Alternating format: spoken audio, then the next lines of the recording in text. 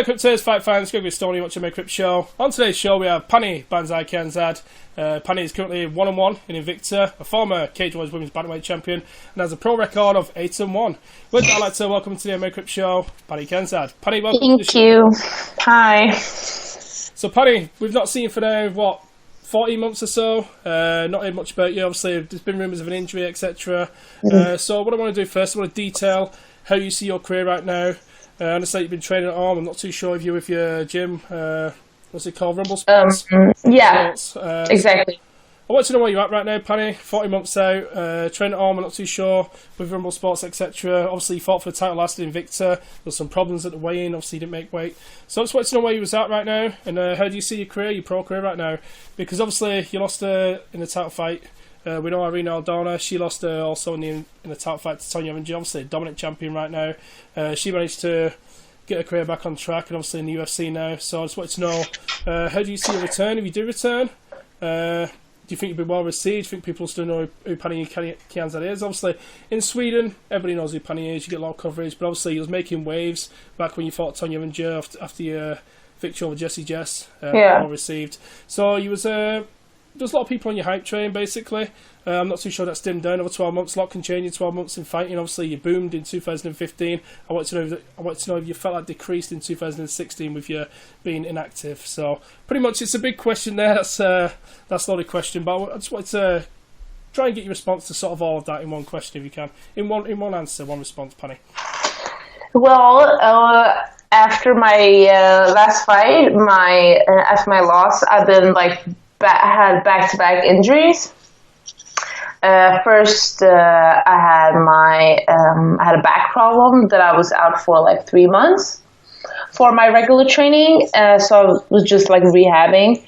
After that was done, I was supposed to fight on a September card.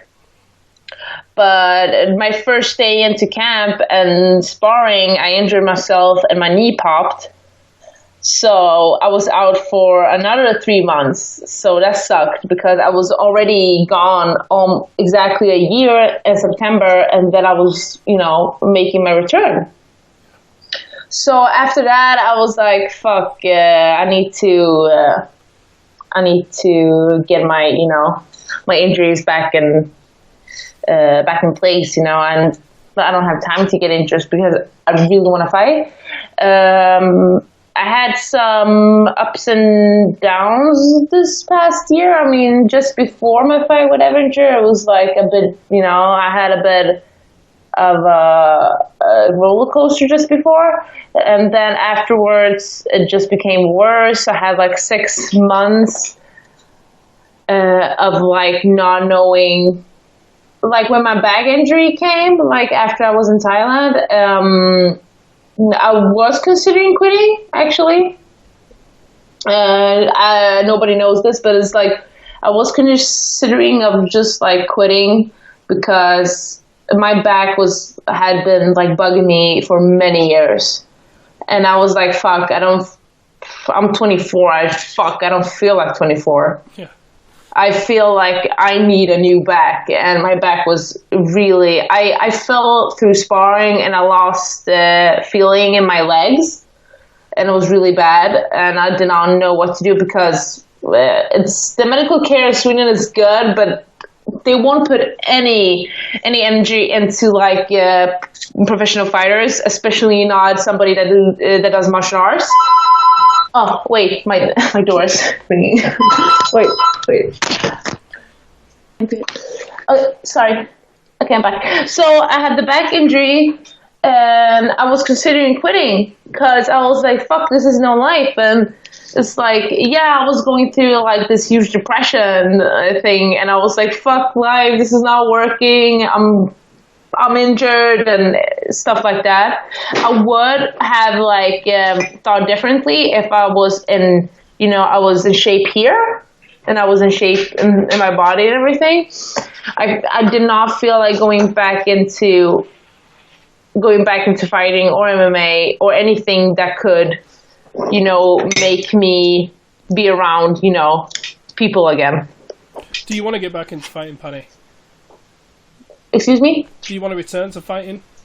Oh yeah, now I want to, but like 6 months ago, no, a year ago is like I was really considering quitting just because I felt like, sorry, That's fine. I felt like I felt like it was the end because of the back, really.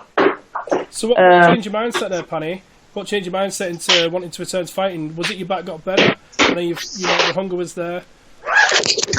Well, I got some professional help for, because I was suffered from a lot of anxiety and a lot of depression, so I got some help, and I realized that MMA doesn't define me as a person. I always thought it had, and that's how I felt super left out after my last fight. I felt like left out in the dark, and nobody gave a fuck about me, and I was not worth shit. So, and right then in my life, I was like working in a job that I wasn't happy. Yeah. And I wasn't getting it wasn't good. I didn't have anywhere to live, and I was just like going traveling almost 4 hours a day to get to training. So it was kind of rough back then. But then I was just like, I got professional help that I still see. I still see my therapist every week. Is it to manage your anxiety, the therapist? What? Is the therapist to manage the anxiety? I've suffered from anxiety too. I don't like it's very rough in spaces, in crowds, around people. Yeah. There's going to be a lot of pressure leading into a fight, etc. So when you return, it's going to be tough walking into an arena, crowded. Oh, no. That wasn't my problem. My problem was I'm just I really want to please everybody, I want to make everybody happy. I want to make my coach happy. I want to make my training partners happy. I want to make my family happy that I'm, But it's I totally forgot about myself. And I don't give a shit about anybody else. Now I don't give a shit. But it was that my problem was that I had a really hard time getting back into training because it was a lot of people, and I felt that people were hating me and I wasn't welcome and everything. So, but that was my main issue, because when it comes to fighting in general, I don't have a problem with that. I get kind of a stage fright sometimes, but that's just in the beginning. That's because there's a lot of people. But then when the first round kicks in, I'm good. It's just the first minute. It's kind of nerve-wracking for me, but it's so much better. And then it's when I got cleared to fight in September, I bumped into another injury, but it was kind of a mistake for my sparring partner, and my knee popped. But then I try not to, fall too deep, because I've been there before and I wasn't suffering from my anxiety attacks. I wasn't suffering from any kind of depression then, so I had a better time recovering. And I could just, think, this happens to any fighter. Any champs or any kind of fighter, everybody suffers back-to-back injuries. So I managed to rehab it really carefully, but not really quickly. It was 2 months. So I'm back into training for the last a month and a half. Seriously, my whole MMA training and just rehabbing as usual, but I'm set to go in January. So in a few weeks, I can announce my next bout. Well, like I mentioned, you shot into the bright lights of headlining an Invicta event against a well-known name in Tonya Evinger. Obviously, you gained a lot of popularity too. Your time away, are you sort of a little bit reinvigorated? Not having all this pressure on you now. Assuming you did have pressure on you. Obviously, you mentioned you don't like the bright lights, but you've sort of been away from the sport now. Do you feel a bit reinvigorated and a little less pressure on you now? Yeah, I feel that when I was headlining, I couldn't really understand that I was headlining. That's the thing. I was like, fuck, you know what? I didn't think that I deserved to be to headline, and I wish I could have just, you know, be happy about it and be proud that I was headlining, but I didn't, and that what makes me, you know, I regret that I didn't, you know, that I wasn't more proud to do it, because I thought that I didn't deserve it. So when I was there, I just thought that people just like wanted me to be there just to see me fail. So I do feel, I think it's always better when nobody knows anything, you know, when I can just fight. And, you know, people will still have their, you know, expectations. Oh, she's a 8-1 fighter. Yeah, of course I'm supposed to win, because I'm fighting in one of the biggest leagues, of course. And I've been fighting for like a long time now. But the most important thing is that I don't put pressure on myself for anybody else, because I'm fighting for myself. I don't fight for anybody else. Do you feel like you deserve to be there though, Pannie? Because you've defeated a couple of names who are in the UFC right now, and one of them headlined an event against Cyborg recently. So do you think you should be there a little bit? Oh, of course. I mean, I have no problem saying that I should be in Invicta, in a UFC, or anywhere, because, I mean, well, I actually see it kind of as a good thing too, because before I just thought, oh, I'm not good enough, blah, blah, blah. But yeah, I am good enough, because I've beaten a lot of girls in there. The thing is that it's like some girls get signed because they bait, you know, and I'm saying it's like, okay, there's a champ, and if you want to see a champ grow, you don't want her to lose the belt right away. Why put in all the good ones right away? They want, you know, some girls are signed, to be honest, to lose as well. Yeah.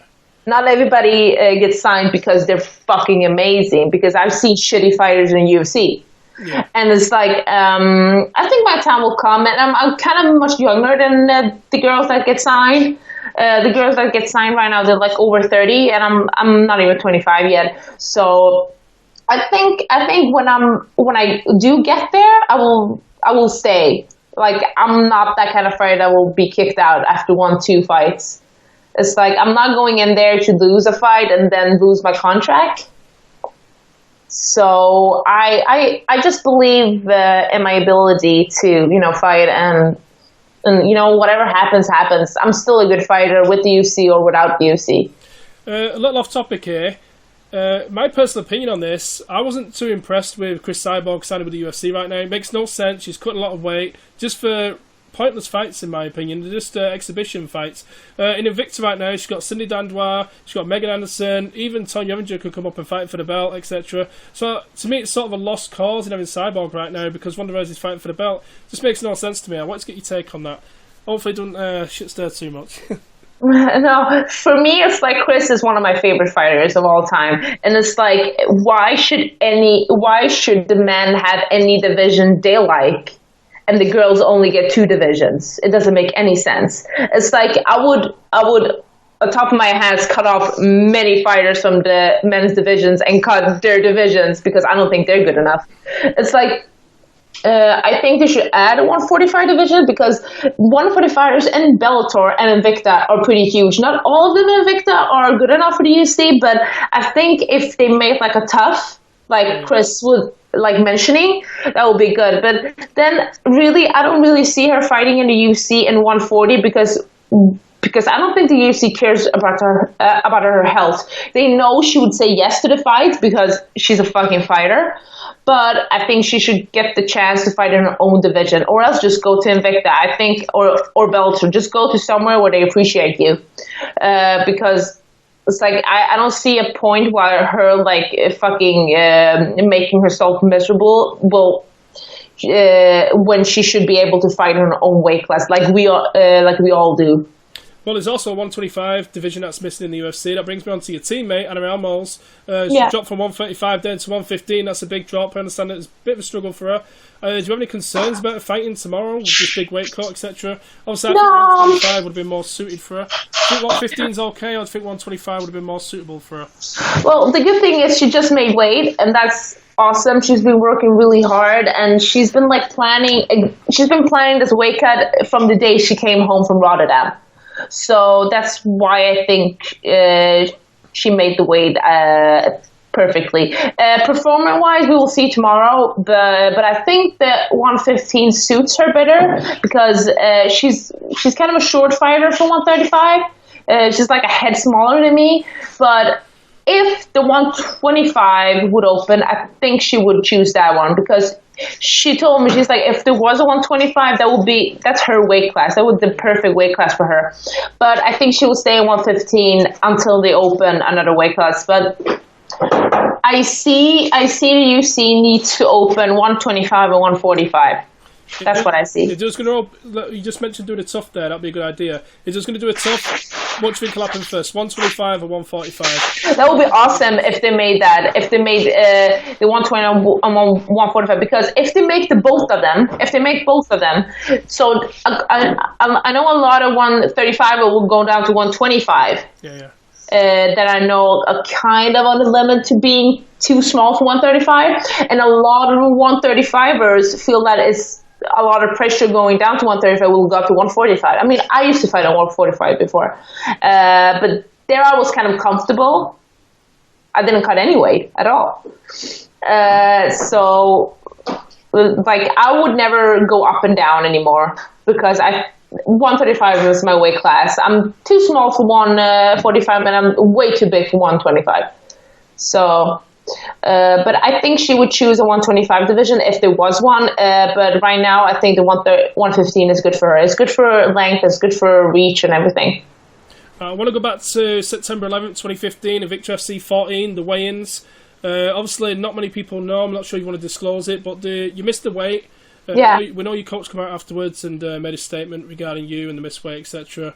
But could you go into a little bit more detail and give us fans a little bit more of an insight as to what happened, why you missed weight, and pretty much your mindset heading into the weigh-ins there that day?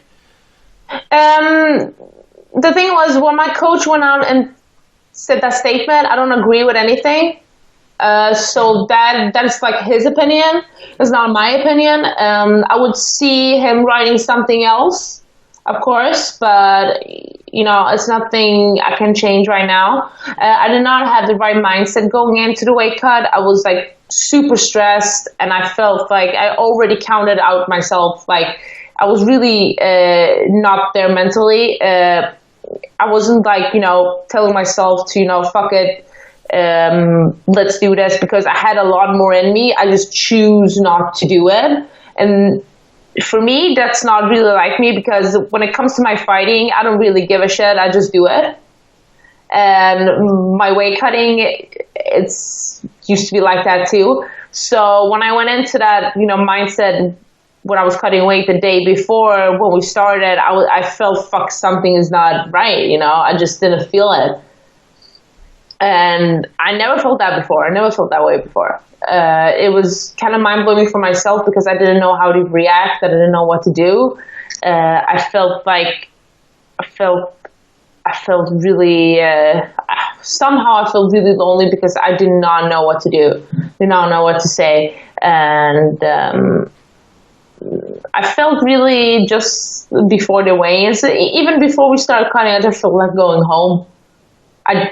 Exactly when we arrived in Kansas, I just felt like, fuck, I should not be here this weekend. This is not going to work out any good. Did your teammates, your coaches, did they manage to console you and sort of lift your spirits a little bit at all? Or was you just continuously down? Yes, I can't even remember. To be honest, I can't even remember shit. I can't remember me walking up, and I can't even remember me fighting. Not even remember me warming up. So it's like they thought I was like in a total different place. I was kind of arrogant and I was kind of like dismissing them because I was not myself. I was like feeling, I felt like, get away from me, I just did not feel like doing anything. I felt exactly when we got to Kansas, I was like, yeah, when is the next flight home? I was like, I just didn't feel it. I just wasn't in the right mindset. And I wish I was. I wish I could have embraced it instead, but I just couldn't. Did you have a moment where you sort of settled down and sort of felt like you might have missed a big opportunity there with obviously missing weight, not fighting for the belt? Obviously, it's nothing you could really change or help or manage at the time, but did you sort of kick yourself a while after? No, that's the thing. I didn't. I was like, I didn't even think about the belt. That was the thing. I didn't even think about it. Not even 1 second. I was thinking about, I was fighting for like my second title. It's like when I was fighting for the cage race belt, and it was like, my weight was exactly like it was when I came to Kansas, and it's like I was a totally different person. And I was like, when I missed it, you know, when I choose not to continue, I was like, fuck. I was thinking, no, I'm not gonna fight tomorrow. I was like, that's what I thought. I was like, nah, I don't know anything. I just want to go home. I just didn't even think about the future or anything. I just felt like going home, never fighting again. I just didn't feel like, you know, being around disgusting MMA people. I didn't even, you know, I just felt I didn't want anybody to interview. I didn't want anything. I just really wanted to go home to my parents. What did you make of the fight when you watched it back? Did you watch the fight back, Pannie, at all against Tonya Evinger? Yeah, I watched it. I watched it with my coaches. I've seen it a couple of times, and I can see it's not me, you know, I can. Because it's like I can see openings if I want to like criticize it while looking, and despite everything, whatever happened, what happened, it doesn't matter because it's a fight. It's still a fight. I looked at it and I was like, yeah, I could have done something there. Yeah, I could have done something differently there. You know, to be honest, I'm not super disappointed, but it's like I felt like of course, everybody says after they lose, oh, I'm much better than that, I'm much better than this. But nobody can 100% say that if everything was going perfectly, if the weigh-in went perfectly, my mindset was perfect, you know, I would have won. I still believed, of course I could, but I can't say 100% sure. Nobody knows. So nobody can say anything until we do it again, if we ever do it again. So, I mean, if I start to think that, oh, maybe if I did this right, but I didn't.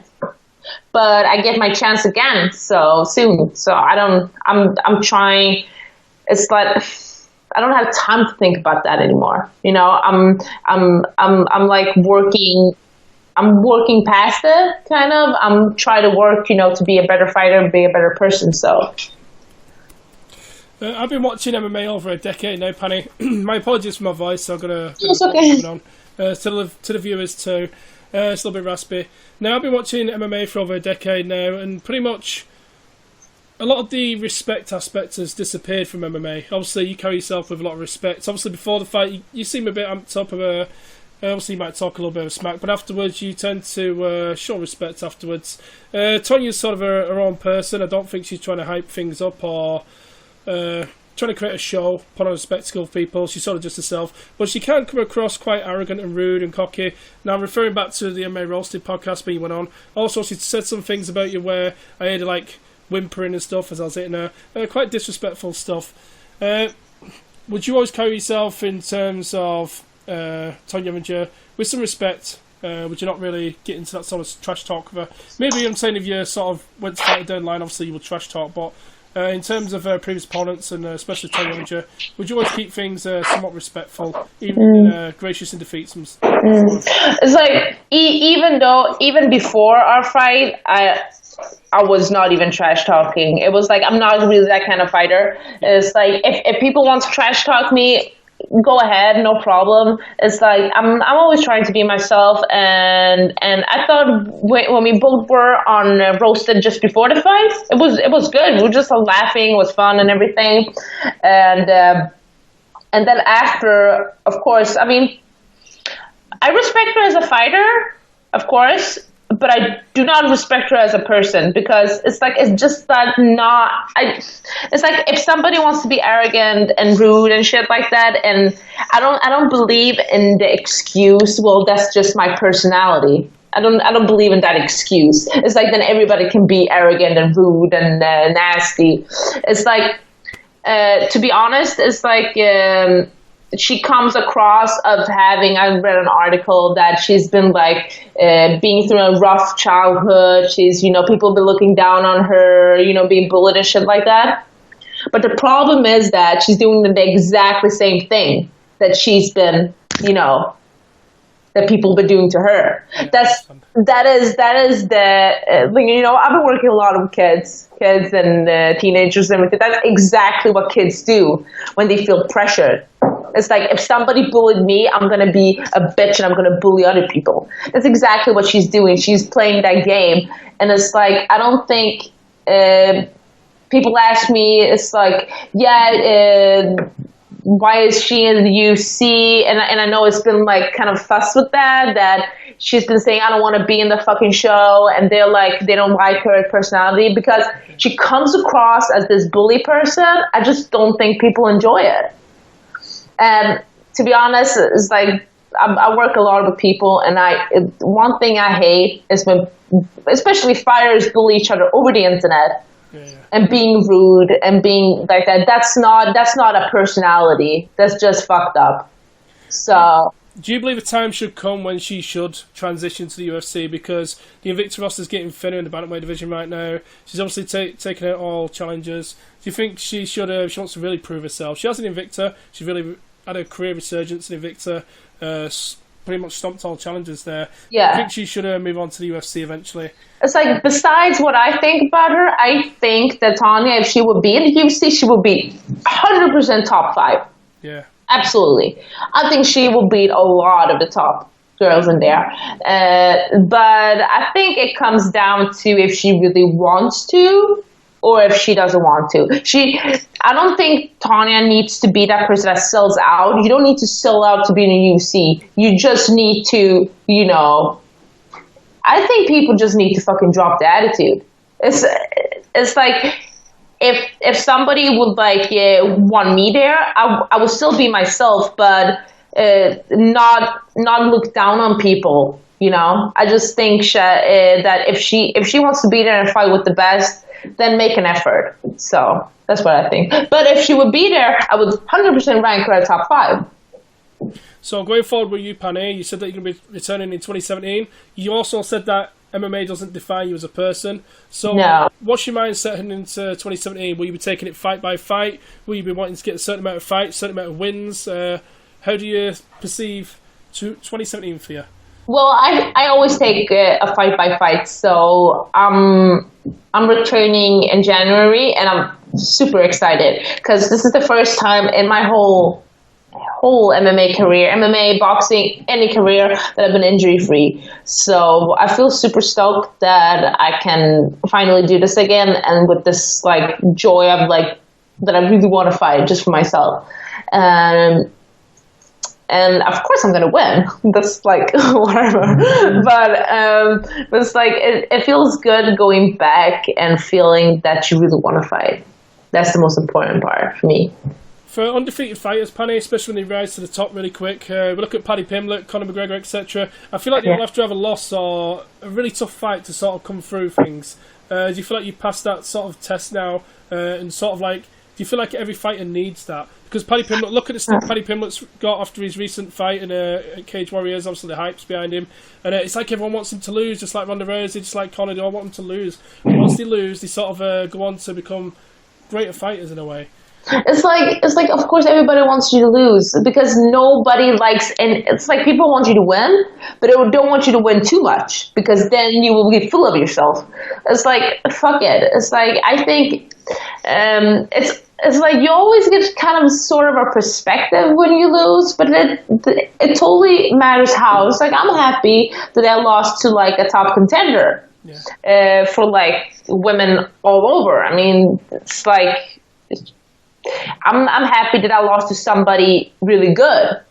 it will be a total difference if I lost to somebody like that. I felt like, oh, I could beat her any fucking day. That will not be right for me. It's like, I don't mind. I was never into this fighting thing for like, yeah, I'm gonna win. I was always in this because I love the sport and I love improving and I love to like see myself, grow. Because I always want to put on like a perfect MMA show. I want to be known as somebody that made MMA like look really good, like flawless. So for me, it's like, it's all about the performance. It's all about, making good a good fight. So it's good to lose sometimes. Absolutely. I think that's only made everybody stronger. But if you can keep your winning streak, why not? It's like, I think Paddy can go a long way. Absolutely. I think his style suits in the UFC. He's fun and he's like exciting to watch. So why not? But then you see like these great fighters like Conor and like John Jones and Demetrius, even though they lost, they're still one of the greatest. Yeah. So. Well, John Jones was a disqualification against Matt Yeah. Hall, so that doesn't really count. But I'm not counting today. Pannie, one last question before we leave. Obviously, I was introducing you as Sexy Scramble, but you changed your nickname back to Banzai. Could you tell me, please? I don't know. I just need to get back to my roots. Did you feel like you sort of got away from yourself a little bit with all the attention, etc.? I just didn't think that I got that much attention. Maybe I was like, maybe I didn't see it. Yeah. But I just think that people totally forgot, why I fight. It's like, that's what I thought. And it's like, I just want to bring that back. Yeah. Okay, Pannie, before we leave, shout out, sponsors, mentions, etc. And a message for the MMA fans too. Don't call it a comeback. No, I'm kidding. I'm kind of low on sponsors right now, but I want to get a shout out to Girl Clothing, and I want to make sure that everybody knows that I'm making my own MMA brand, and it's coming out right soon. Can you reveal the name? Yeah. Kianzad is my last name. So this new MMA brand is coming out in a few months that we will be creating MMA gear, clothes, and everything. So a web shop is opening before Christmas. So I'm really excited about that. So I hope everybody will get a taste of Kianzad. Awesome. From Gregory Stone, Pannie Kianzad, thank you for watching Thank the you. Grip Show.